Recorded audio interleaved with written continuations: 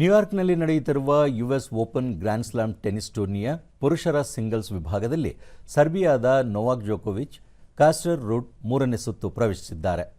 24 grand slam ಪ್ರಶಸ್ತಿಗಳ ವಿಜೇತ ಜೋಕೋವಿಚ್ ದ್ವಿತೀಯ ಸುತ್ತಿನಲ್ಲಿ ತಮ್ಮದೇ ದೇಶದ ಲಾಸ್ಲೋ ಡಿಜಿರೆ ವಿರುದ್ಧ 6-4, 6-4, 2-0 ಅಂತರದಲ್ಲಿ ಮುನ್ನಡೆಯಲ್ಲಿದ್ದಾಗ ಎದುರಾಳಿ ಆಟಗಾರ ಗಾಯದ ಸಮಸ್ಯೆಯಿಂದ ಹಿಂದೆ ಸರಿದಾಗ ಸುಲಭವಾಗಿ ಮೂರನೇ ಸುತ್ತಿಗೆ ತೇರ್ಗಡೆ ಹೊಂದಿದರು.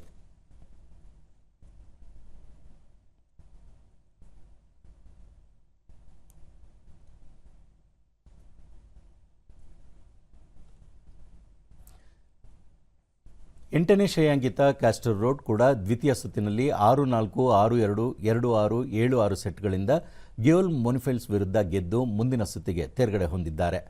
ಮಹಿಳೆಯರ ಸಿಂಗಲ್ಸ್ ವಿಭಾಗದಲ್ಲಿ ಅಮೆರಿಕದ ಕೊಕೊ ಗಾಫ್, ಅರಿನಾ ಸಬಲೆಂಕಾ ಸೇರಿದಂತೆ ಹಲವು ಮೂರಿನ ಸುತ್ತಿಗೆ ತೇರ್ಗಡೆ ಹೊಂದಿದ್ದಾರೆ.